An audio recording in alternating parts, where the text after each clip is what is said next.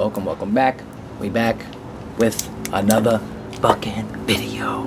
I said the F word right in the first beginning. Right in the beginning. He just immediately demonetized. Inappropriate. YouTube's coming for us. They're coming. Inappropriate language. Get on TikTok. On TikTok, you can say anything. So, what you don't know is behind the scenes, we can see who's watching, who's not. Not exactly who, but they give it percentages. And almost 40% of people, I think more than 40% of people, aren't even subscribed yet. All you gotta do is hit a button, bro. If you watch the video, hit like, subscribe, help a brother out. Just watch it and then go like help. I know you don't think it, but we want to keep the lights on, dude. We are an award-winning podcast. That's it. Award-winning. In the making. No, I won an award. Oh, I don't. I don't think it had anything to do with the podcast, but. It doesn't matter. We can use it. I'm gonna use it for the podcast. Let's do it. But just hit like, subscribe, share. We're trying to keep the lights on. Come here. on, baby. Let's you know go. What I'm saying? The lights. It's not easy. The sun open. The sun ain't on. We ain't working, baby. We ain't working. So how you doing today? Good? I'm doing wonderful. I'm doing phenomenal. Another day, another dollar. I was thinking, somebody told me we should talk and just face each other. That's weird. It would be I don't know if I can look in your eyes. Let's just give it a shot. Let me see. So, I don't know if I can Moses. And then I go and then you, the viewer. You have some beautiful blue eyes. Yeah, we sit. Thank you. So we sit this way. And you have a nice beard. So we sit this way. So we sit this way. So this is Mama. So we can talk to you, and then we can every now and then just go. Look at him. And he's like, "What? Shut up, bitch!" And I'm like, sorry. All right. Anyway, so first topic. First topic off rip. I had I've had several epiphanies in my life, but and a lot of things I went through, and a lot of things I discovered. And this one would be what I would wish I knew in my 20s. Wish I knew in my 20s. What I wish I wish I knew in my 20s. It's a good topic. Okay, there's a lot of tricks and traps here in life. There's a lot of silly things that happen that you can avoid, right? And part of this podcast is to kind of help the youth and give them a little bit of a head start, right? It took us a little bit longer to get to our destination because we didn't know. Well, nobody was out there to tell me. To tell us the truth. Tell me about the landmines. Right. So the first thing I think would be, don't chase the cat. Don't chase the cat.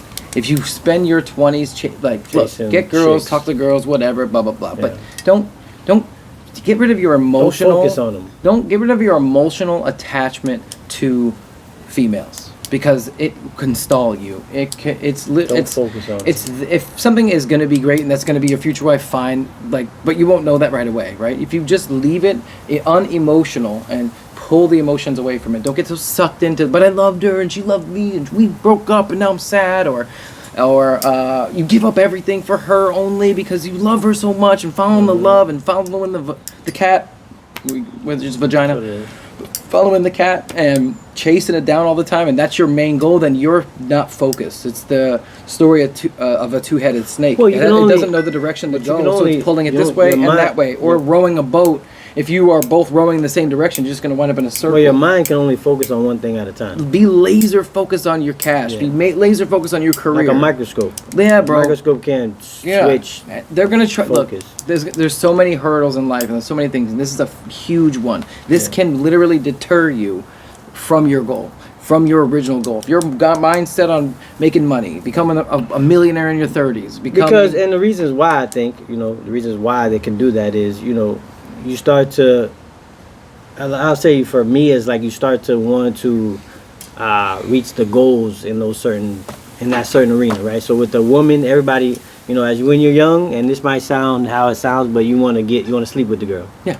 Right. So whatever, you're gonna do everything you can to sleep with her, and it doesn't matter what's going on. Like you'll miss football practice, you'll miss basketball practice, you'll miss work, family time, you'll miss family shit. You don't care. If you're going after a girl and you're chasing her, you will miss everything to get the girl. So that's like one part of it. Such a you know what I mean? Like you'll throw everything to the side, and then also you have somebody else's happiness in your hands, so you kind of. You know what I mean? Like you start to doubled your responsibility. Correct. You start to double think of everything that you want to do. Like, you know what I mean? Like if it's not going to make her happy. But this might make her upset. Right. Yeah, and I think you need to focus on your purpose. Like, what do you want to do? Yeah. Like you see, like a lot of these people, like you'll see like Mark Zuckerberg. I want to go from to the top, but there's probably a bunch of examples too. But yeah, for sure. He was focusing on that, and then he met his wife, and now they on their third kid, and now he's a billionaire and stuff like that. Killing it. We'll get into more of why that's not the most important thing. It's just the point of him building something because I'm talking about his money, like his billions of dollars. Like that's not the most important thing, but him going for what he wants to do and finally building it and gaining that his purpose, like getting to it. Right, and I also think too, emotionally, it's not just exhausting, but I feel like if you're continually trying to chase that cat and trying to look for the girl and trying to look for all those things to make you happy in life, like especially with sex, like sex. If you honestly can discipline yourself to not completely stay away from it, but control yourself when those urges arise. It's just like working out, something you don't want to do but you have to go do. It's a discipline, and it shows you how much control you have over your own. The way to success. Yeah, you have your own discipline on. I don't want to do this right now. No. I don't have to go do this because I'm not being controlled. This is important. I gotta go do this. This is my long term. Not being controlled by it. Yeah, 100%. So it does show a lot of discipline in yourself, and it would be something that you're going to be proud of in your 30s and 40s. And to jump from talking to 20, 18 and 16 to 30 to parents more, I think not pushing kids, if you have kids, towards the man-woman interaction, right? Oh, it's cute. Who's your girlfriend? Who's your little boyfriend at school? This and that. Like those topics, like if they're gonna come up in school, they're gonna come up in school. But you forcing it, like some people like to force it on their kids because they think it's cute or whatever. But I think you start to push kids towards being sexual, right. Like sexualization.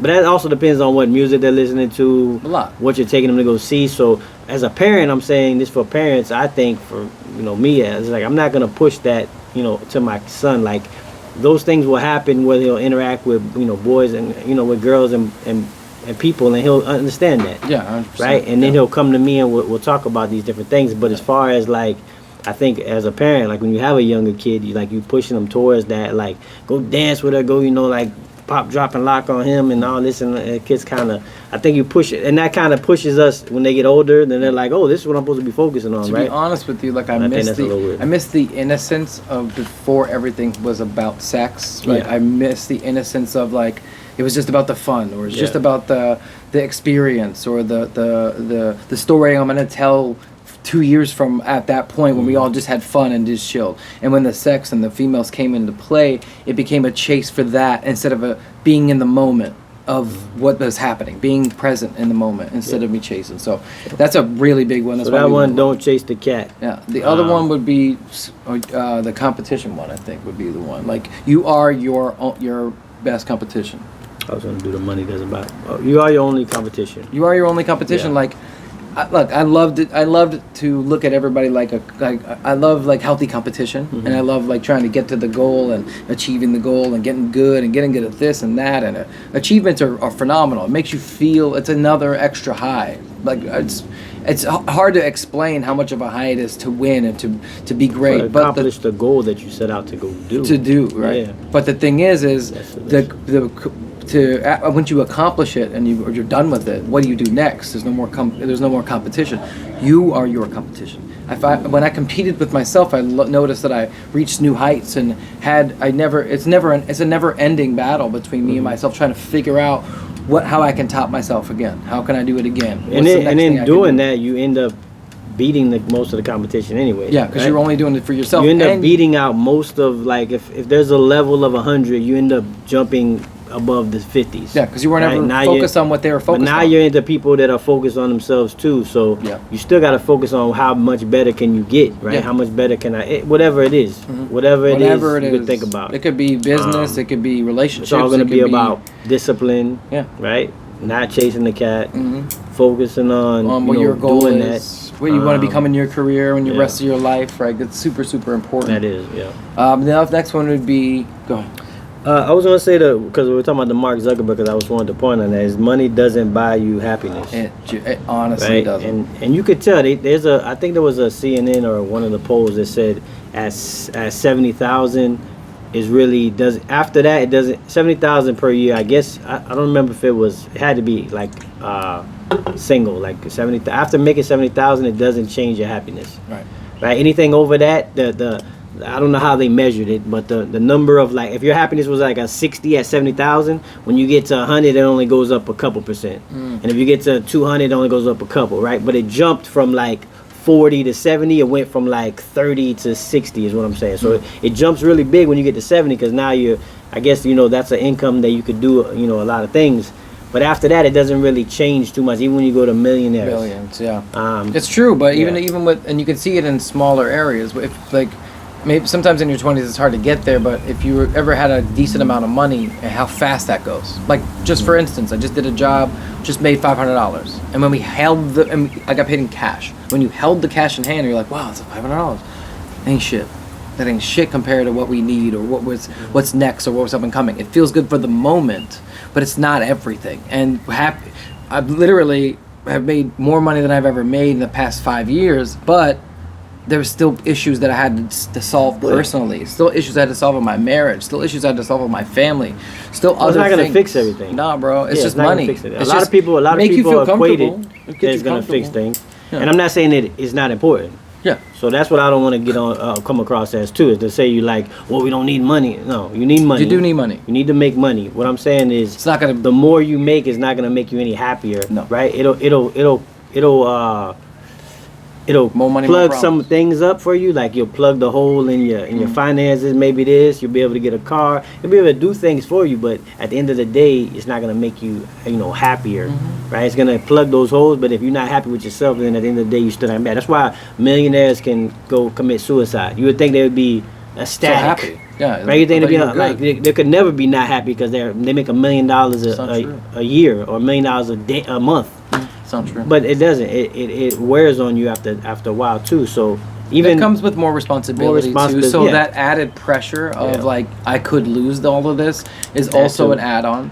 But also added pressure. Fear. Yeah, fear of I want to keep it. And then I feel like another thing is like, I'm not just saying it buys you new problems or anything like that, because comfort of life, like, now that I'm old, I'm about to be 40 this year, I'm like comfort of life is important. Comfort of life is being comfortable when I come home from work or come home from a hard day or come home from leading, having that peace of mind and my comfort of my own home with the way I have it all set up is the way I like it. And having a back patio, I can feel the breeze right by there's like a fountain outside, like just have a little bit of bliss, and that's your solitude right there. That's your fortress of solitude. Money can't buy that.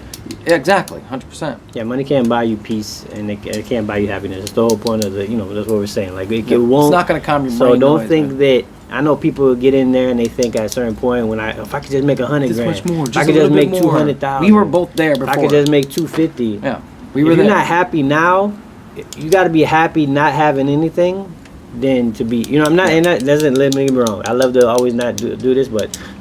And I'm not talking about homeless. If you lost it all. I'm not talking about homeless. I'm saying you're just working hard every day. You got to be happy at that point you're at. Yeah. And then you can always, you got to be happy with or without. And what you're grateful for, what you're thankful for. Yeah. Those things all come into play. So money will not buy you happiness. And this is, like I said, in your 20s especially. This is for older people too. But 20s for sure, like, money will not buy you happiness. So focus on your purpose and your goals. And and try to find out what it is that make you content with life. Another thing I was going to bring up too was this that I wish I knew in my 20s. I can't save everybody. I can't help everybody. First I got to help myself. I got to prioritize on who's around me and who's more important, right? At one point in my life I had to prioritize a list of like my wife, my kid, or my kid, my wife, or my wife, my kid, me, my family, right? Then friends, then this and that. I had to make a priority list on what's the most important to what's still important to me, but not as important as these things. So that was one thing I had to do. But I feel like if I could go back and explain to myself, like, bro, you're not going to be able to go help every person you meet. You're not. Some people take the kindness for weakness, so they take advantage of you. I got taken advantage of a lot when I was younger because I was a nice person. I was trying to help people, trying to bring them in. I'm going to be honest with you. I'd say if I could go back and tell myself 80% of those people were going to wind up not liking me or have a problem with me because I didn't help them. Because all I was realistically doing a lot of the times was some of those people who were taking advantage, which was 80% of them, turned out that I was just enabling them. that I was feeding them excuses not to move forward in their life or not to be on my level of work or work ethic. I was giving them because I was helping them, I was helping them do the laziest thing that they could. I don't want to put anybody else, so I don't want to go too far with it, but like I've done some things where I'm like, I can't believe that this person forgot about his entire family. And then I have to come bail you out to help you through the situation, right? And then he did it again. And then he did it again. And then I was like, okay, I'm done doing it. And then he hated me because I said I was done doing it. Even a friend, somebody I know too, completely moved away from here, asked me for money. I helped him a couple times, gave him advice over the phone on situations. He went and didn't listen to a word I said, did a bunch of drugs, and then blamed me for everything that ever happened in his life. And I'm like, what the I was just being there for you, bro. We're not even that close, and I'm still here for you. And it just, I would tell myself, you can't help everybody. Help you. Prioritize. Shorten the circle. Be more involved in the priority. Your purpose. What do you think about that one? That was a pretty good one, though. Because not helping everybody? You can't save everybody. Yeah, no, but that's what I'm saying. That's why you got to focus on your purpose, on you. Yeah. What your purpose is. Yeah, of course. When you met me, I was like that one. I was helping fucking everybody. Yeah, but my mentality is, I'm not gonna let nobody change me. So I'm gonna do what I do, right? And if I'm doing what I'm doing is stretching myself too far for somebody, then, if I do it, then I just do it, right? It is what it is. I don't want to tone down like who I am, depending on the person that I meet, you know what I mean, or the person that I'm trying to help. I just don't. I don't look at it like that. I'm more of like, I'm gonna do like the same way I would do with anybody else. I just, I would do the same for anybody. But like I said, at the end of the day, like whether they take, like I said, with taking the horse to water, like I could take you to water. I'll take you to water every time. But if you don't drink, you don't drink. It is what it is. At the end of the day, like I said, me and Lou talk all the time, and when I say this to him all the time, I was like, listen, at the end of the day, I don't give a fuck.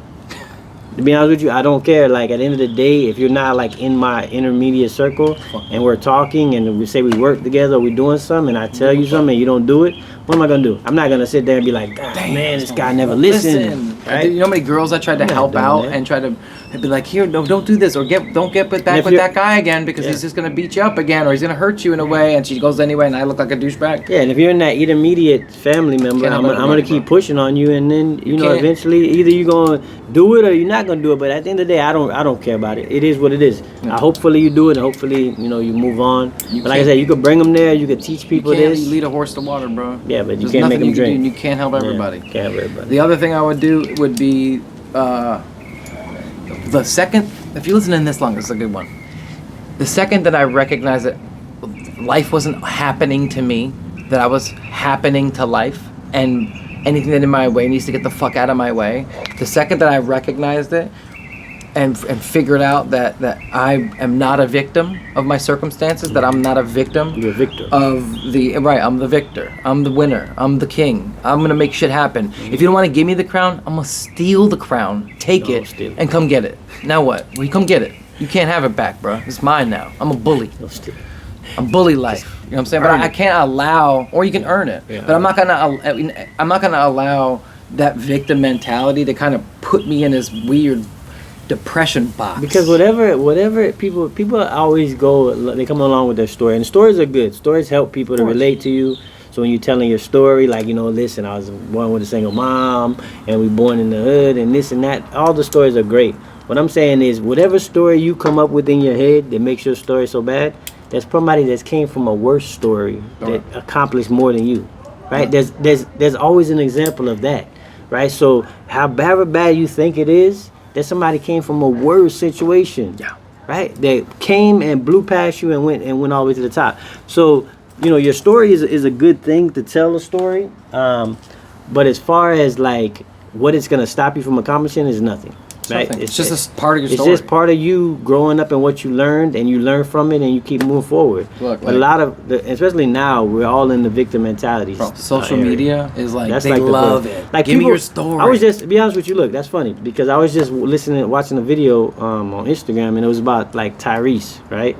And he went to he said he makes a video of himself, and he's videoing himself, and he's like, I couldn't even finish any songs. I just started crying or whatever.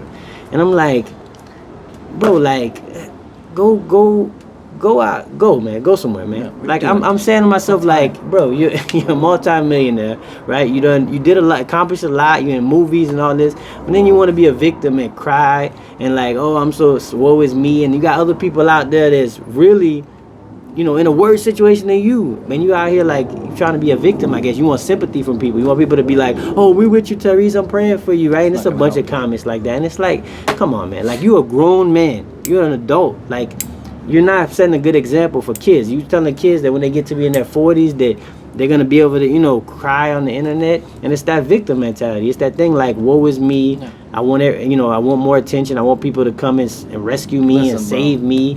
And it's like, you can't have that. There's no way you can win. And this is what I said about, and this makes another point about, right. The money can't buy you happiness. Yeah. He's crying. He's millionaire. He's miserable. He's millionaire. For some reason, today he's miserable. It's like, and I'm not saying you can have bad days. I'm just saying the point of you putting the video up and then posting the video is kind of like you're not happy. Like, something that's not content in your life where you gotta, ask for more attention. You should have people around you that should be able to help you. If you're gonna do it in private, right? You don't have to share that. Yeah, I agree with that whole point. I don't like anybody crying on the internet. Look, I almost have every fucking excuse in the book to be a sad, depressed, miserable person. The way I have yet to tell y'all my story and my thing. You want to know why? Because that's not for social media. Yeah. That's not for y'all. I'm trying to help everybody. I'm trying to create something. I'm trying to lead, right? And the thing is, we're missing leaders. We're like half a generation of like leaderless, bro. We're just looking at other people's crybaby stories. That doesn't help anybody. It doesn't help anything. Your victim mentality, your crybaby bullshit doesn't help me move to the next fucking level. It doesn't give me the secrets to life. It don't help you. It doesn't help me in a career to become a fucking, from your 20s to your 30s, become a millionaire. It doesn't help me. Your crybaby story. It just gives me some extra excuses on why I should be sad about my story too. Mm-hmm. I'm not joining your mob of pity party bullshit. Mm-hmm. I lived in that for a moment, and I was like, this is not for me. Mm-hmm. I'm out, and I did it in my 20s, and it's a waste of fucking time. And then every time you fail, you know what happens? You blame it. You're the victim. You have somebody to blame. That's it. That's what a victim is. Every time something happens to you, you don't get the position you want. Bro. You don't get the job you want. You don't get the degree you want. Yeah. You don't get to look. I know that there's some fucked up shit, right? Come on, a priest touches your butthole. I get it. There's some fucked up shit out there, right? Some child molestation. No. Seriously, there's some fucking bad people out there who do some bad shit. Yeah. And like when you want to know what hits me with reality? When you see a legless guy from the army, like working out, win the Olympics, right? The American Olympics for swimming. Working out. And you're like, holy crap, this legless guy's not complaining. I see a guy He's killing his feet. I see there's a UFC guy with no arms. Yeah, well, one arm. One arm? Oh, one arm. Nick Newell. Yeah. Like, look it up, bro. Look at these. Those are stories. When you see somebody, it's part of being grateful and it's part of being excited about life, but it's also Xing out that victim mentality that society tries to bring to you and make you be okay with it. You don't need it anymore. Yeah, you don't need it. Get rid of the victim mentality. And then another thing is, we're going to wrap them all into one, I guess, talking about like, I hear a lot of people too nowadays, they talk about, they want to go to the past, right? They want to go to like, well, you had it easier. Or they'll say, well, you guys didn't have to worry about the internet, or you guys didn't have this, right? You guys didn't have this, and they think that the era, like my mom's era, was probably I'm guessing the 70s, 80s, right? Yeah. And then before that was her parents, and then before that we were 80s, 90s. I was 90s, 2000, yeah. I guess, you know what I mean? 83. And like we had it differently, or we had it better, right? We always say like, as far as being like millennials, like you guys have it better, the younger generation, because you guys have the internet. But also, any era is gonna always have problems. Here's another thing too. We never had access to information like we do now. We do, but my parents did not have that. That could be a good thing, a bad thing, right? That you could take them. Well, that's pros and cons. It could be a good thing because we know more, right? It could be a good and bad thing. The bad thing would be like that now information comes from everywhere. Comes from the wrong people. You never know where you're getting the information. Flat Earth. It could be wrong information. Flat Earth that has million subscribers on it. That's the wrong information. Yeah. Right? And if you want to argue with that, then you got to Finding Neil deGrasse Tyson Don't song. I'm not gonna argue with you. Don't argue with me. But you talking about? but then they got people that are giving out success advice too, right? Yeah. Success. What used to be in a book that you would read or maybe, and everybody now it's on the You can internet get it. You can fully get to it. live. You can- so you can it's re- not if you do your information could research, be you can get to it. misconstrued. Right, it could be misconstrued. They can use it against you. Right, it could be. We may be maybe it's smarter too than- accessible. Maybe too easy. I think we're smarter than the generations before us Because because talking we have about so much access. the generation now, not us. Our generation. You don't think the new generation is smarter than us, though? Yeah. Well, Well, I'm old. So you think they're smarter than us? I think they're book smarter, but not street smarter, or they don't know more about like life. That's what I'm saying. It could be pros. It could be a little bit of both. But I think we're smarter than the generation before us. They didn't have any See, access I don't know. to anything. You know what I read? We're middle children. No, If you but look at this. Hold on. We're middle children of it, right? Because we came in the wave of the internet, the wave of barely any libraries, barely any bookstores, right? We came in the mid wave, so we get what the new generation gets, and we get what the old generation You gets gotta at the listen to same this. time. I was just listening to a Thomas Sowell book about knowledge, right? He says he was talking about generational errors, right? He was like the person who we'll say back to tribal type of thing, right? The person that had to do all those things in their tribe, right? We say that they don't have the knowledge or the wisdom that we have, right? Because we know more. But all the things that he was trying to explain, like that was just their era, but not to say they weren't knowledgeable or they didn't have wisdom. They had wisdom because they could feed their whole tribe.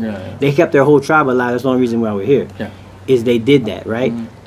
It's just because we got more in tune to technology and what's going on. They didn't have to know what gravity was, but they knew that if you dropped the rock from the air, that it would hit the ground. Right? They knew that they had to shoot the arrow. They're the ones who came up with the clock. They knew they had to shoot the arrow. They knew when the sun went down, when the sun was going to go down. They knew these things. We just make them more like easily to understand, and our mind. Comprehensive. But to say they weren't knowledgeable at that time, like when they were building the car, to build the car was something they didn't have anything to do, right? So they made obviously it out of nothing. They came out of nothing and made it. So they Planes. that's why I was saying about the era thing is crazy. Lift, drag. Yeah. People fly now and don't even know how it that does happens, that, right? So when they say that we're more, that's why I was kind of pushing back against, because when I heard him say that, I'm like, damn, you know what? That makes sense, because like if I take you, right, and the internet kid, and I put you into their time, you'll be dead. It doesn't. You can't survive. Right? If I take you back to 1700, put you there on the farm, and say go feed yourself, you'll be dead. Why? You're in survival. You're smart. You're smarter than everybody else. You got more knowledge. You got the internet. You don't know how things Use work. it in 1700 now. You can't. Right? But that guy can live. If I put that guy and put him in the forest over here, he'll live. If I put him on the farm, he'll live. It reminds me of have you ever seen the show Yellowstone yet? No, I haven't seen it yet. When you see, it's kind of like that. Like he's old country kind of guy, and he's trying to explain exactly what you're saying. Yeah, but he's like, dude, my family's family built all what you got. Yeah. And you're trying to take it from me? Yeah. Good luck. Yeah. Trying to take it from me. But when he said that to me, I was thinking, they it made me. people love It really made me think should of. watch it. I'm gonna watch it. I heard about it too. Somebody else told me, Kevin Costner. That's But good. But there's other things. No, it's Kevin Costner, and then there's 1948, and then there's a bunch of 4 shows that are his grandparents. So each show is about that same thing. Yeah. Well, it's cool. Well, that's what I'm saying. So like, reminds me of that. Yeah. Like So, generational. You couldn't survive. you it. saying like they were of their era. They were very knowledgeable. Go ahead and fight a woolly mammoth. Tell me you're gonna win. Or like living like the ice age. Like you wouldn't even know what to do. The first thing you do, how are you gonna sharpen a bone to make it into a knife? Simplify They knew these things. things, right? And they were knowledgeable about those things in their era. Yeah, but when I was talking about era, We just know about all the things that they've when done. I was talking about era but then again, I don't agree. When I was complaining about it, I was talking about like medicine. I was talking about people bills, died, but how they had to create we the never medicine. they never had COVID in my family's era. But they had the Black COVID, Plague. But they had they had different malaria. things. Yeah. They had pertussis, tuberculosis. Tuberculosis. It was kills millions, way more than COVID. Huge, dude. Huge. Yeah, like those But things kill more the than government COVID. didn't shut the country down. That's a specific thing. That's a new thing. But we did have like a depression where people couldn't eat. Right. But the government That's not didn't the shut same the as like a country sick. down. Well, the country shut itself down in the depression, right? We had to sit in lines to get food. People had to sit in the 30s. Like rations and shit. So, you know what I mean? But what I'm saying is we all had shit going on. Like they had wars. Right? Yeah. We had wars where we had yeah. sending people out to war and people come back Afghanistan, dying. bro. We had little bitty wars. Yeah, they had but big they had wars big with the wars. whole World country. wars, bro. But the whole country had to go to war, right? You had to get drafted. right? Draft Somebody was mentioning this. I thought it was a really good point to bring up on the podcast. So I was kind of like off subject, but they were talking about he was talking about men, and he goes, it's happening in real time. He goes, if women just backed up and took a look at it for a second, and men sat back. He goes, in the Ukraine. Oh yeah, I was watching the same video. And them they could leave. Who was that though? They could leave and they can go to a base and get away from there. The men can't leave. That was the guy. That was the guy from they have whatever. to fight. Yeah. They have no choice but to fight the war. Yeah, and that just goes to show you. They could have went to. Yeah, he was saying the countries. He said they could have went to Bulgaria. And the girls had nothing to say. They were like. He said they could have went to Bulgaria. They could have went to this place. They could have went women to and children can go. Men have no choice. You have to stay. If you don't stay, you're gonna get killed. That's the difference. That is a difference. That's why we talk about with the masculinity thing too. But we're still in what I could tell you in our 20s. Yeah. So is that even complaining about the eras, it doesn't make sense because it's not going to get you that far. Yeah. Just know that when somebody was successful in any era, they worked extra hard. They woke up early. All did the same shit. Because that's what all the success books are from. Like not Dale Carnegie. The guy Napoleon Hill, the one that don't Think and Grow Rich. He followed millionaires and billionaires from his era, before his era, and that he followed them, talked to them, interviewed them all. You can learn. They all had something in common, right? They all did certain things. That's why he wrote the book, and he specified the book in the way he did it, because he learned from them, and they were all similar, right? They were all similar, no matter what era, no matter if they was in oil, steel, if they was in building cars or whatever it was, they all had similar things. So you could learn from every era, but it's all about work. That's what I would tell me. Purpose. That's what I would tell the 20s me is learn from every era, because every era had a struggle. Every era had a crazy invention that's new. Always crazy. Every era had and then sometimes you'll see things. Think about this right now. Learn from history. Right now, when we test stuff, like people don't die, right? They're not supposed to die, right? When they're testing the airplane, right, or whatever. People die. Back then, there was no way around it.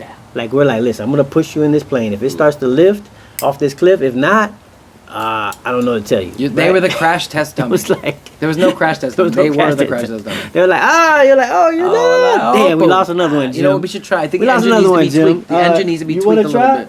Yeah. Nah, I'm good. We'll try it tomorrow, I think. Yeah, we need more people. And all he had to do was just like put just tighten the bolt a little bit more to the right. Oh damn! Why didn't you just let it? It wouldn't. The wings didn't move that time. But people were like, and then they're like, here, let me try this malaria blood.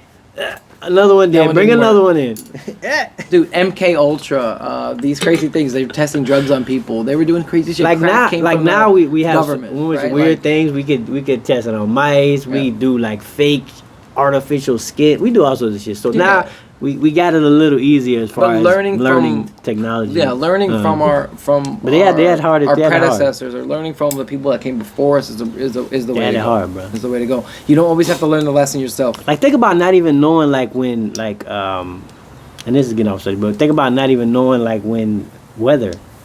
Oh yeah, you don't know. You don't know the hurricanes coming. Tell you, this is what I think. This is really what I think. I think that they thought they were being punished by God. The hurricane. Because a tornado came through, and they were like, "We're being punished." Or the hurricane. We should have never stole. The hurricane. We still can't really predict the tornado. Yeah. A hurricane is like you're just sitting in the. You're like, damn, it's starting to get. It's looking a little rainy out there, and you're like, it's a little stronger, like harder wind. Just go inside. And then the wind blows your windows, and you're like, it's 55. You don't even know how fast the wind. So like, they didn't even know what that was. Yeah. Tornadoes barely have wind, but they got warnings now. They thought the gods were punishing them. Yeah, so it's like earthquakes. You don't even know what an earthquake is. You don't even know what a volcano really is. Oh my god! So like, they have no science. They have no science. So they did, but they just didn't know. They couldn't predict them like we did. You're supposed to know. We can see the shaking. We can see like a ripple in the ground now. So anyways. Like I said, don't use that as a thing to blame either. Like your era, what you're in, right? And I'm trying not to push it on like you guys have technology, you guys have internet, you guys are supposed to be winning. You guys still need to be taught too, and that's the problem. I think getting into the deeper thing is we're letting kids just go off and figure it out themselves. And we think that they are smarter than we are and this and that. But we got to teach them the fundamentals and the basics. Yeah. That it takes work. It takes you getting up, doing things that other people won't do. It takes you going out there and fulfilling your purpose and focusing on certain things to grow it.